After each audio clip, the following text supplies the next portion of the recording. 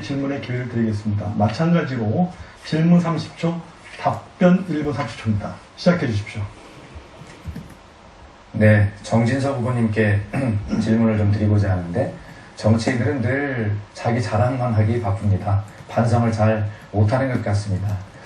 혹시 우리 정진석 후보님께서 정말 정치 경륜이 많으시고 그러신데, 그 정치를 좀 오래 해오시면서 우리 국민께 이런 부분은 정치인으로서 좀 잘못됐습니다, 이런 부분은 좀 고치겠습니다, 아쉽습니다 라고 하는 그런 부분이 혹시 없으신지 한번 발언 기회를 드리겠습니다. 네, 고맙습니다. 질문 감사합니다. 정치가 국민을 걱정해야 되는데 국민들이 정치를 걱정하는 세상에 살고 있습니다. 아직 현역 의원은 아니지만 정치 일선에 있는 사람으로서 먼저 송구스럽다는 말씀을 드리지 않을 수 없습니다. 국민들 편하게 모시고 경제 살리고 대한민국 국가의 위상을 드높이는 정치인들의 책무를 저는 기억하고 있습니다. 선거만을 위한 정치인은 정치꾼이라고 합니다. 정치꾼은 다음 선거만을 생각하고 정치가는 다음 세대를 생각한다고 합니다. 저는 적어도 정치꾼은 되지 않겠습니다. 부족하지만 지난번 도지사 선거 낙선 이후에도 많은 것을 배우고 느꼈습니다. 삼선 국회의원과 청와대 정무수석, 장관급 국회 사무총장, 국회 정보위원장 등 풍부한 국정 경험을 쌓고 또 탄탄한 인맥을 구축해서 나름대로는 실력을 배양했다라고 자부합니다. 나이도 55세, 한참 일할 나이입니다. 제게 만일 이렇게 배양된 능력도 우리 충청지역 유권자들이 저를 성장시켜 주신 것입니다. 보답드리고 싶습니다.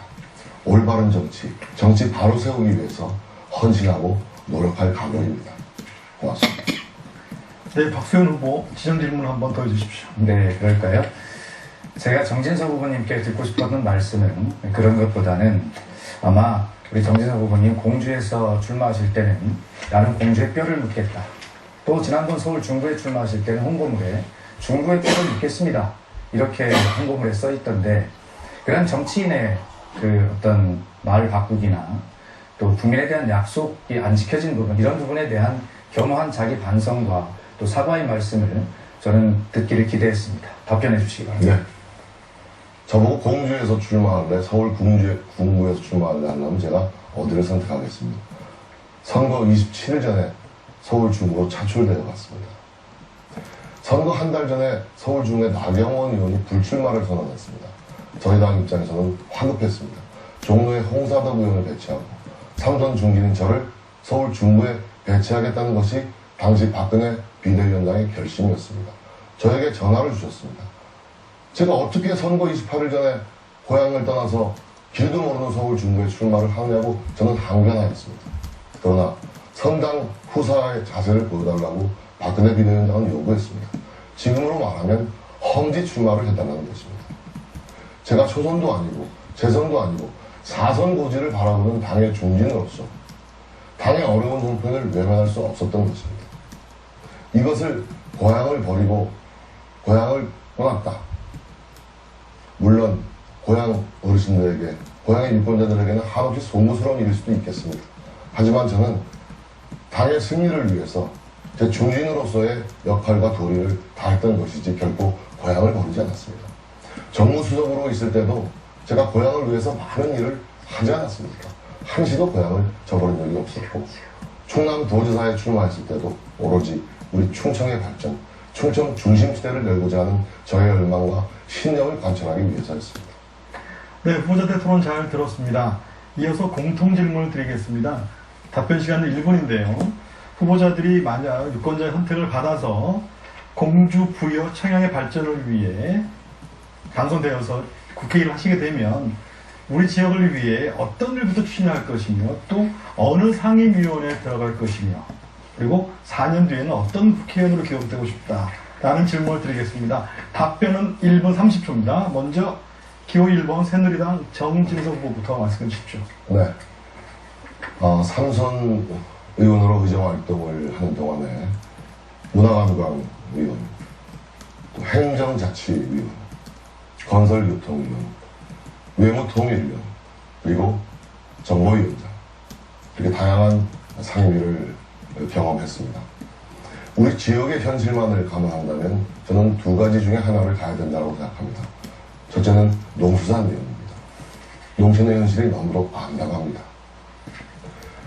농촌의 가장 큰 문제, 유통 문제의 구조를 해결하기 위해서 저는 농수산위원회를 우선적으로 고려하고 있습니다.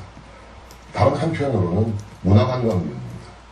유네스코 세계유산 등재라는 우리 지역의 호기를 놓치지 않기 위해서입니다. 후속 조치가 절실하기 때문입니다. 이 두 가지 상임위원회를 놓고 결심을 해야 되지 않겠나 하는 생각을 가지고 있습니다. 하지만 더 나아가서 저는 중앙정부의 힘을 발휘하기 위해서 더 큰 정치를 구해내기 위해서는 사선 중진에 걸맞는 원내대표와 당대표에 도전하겠습니다.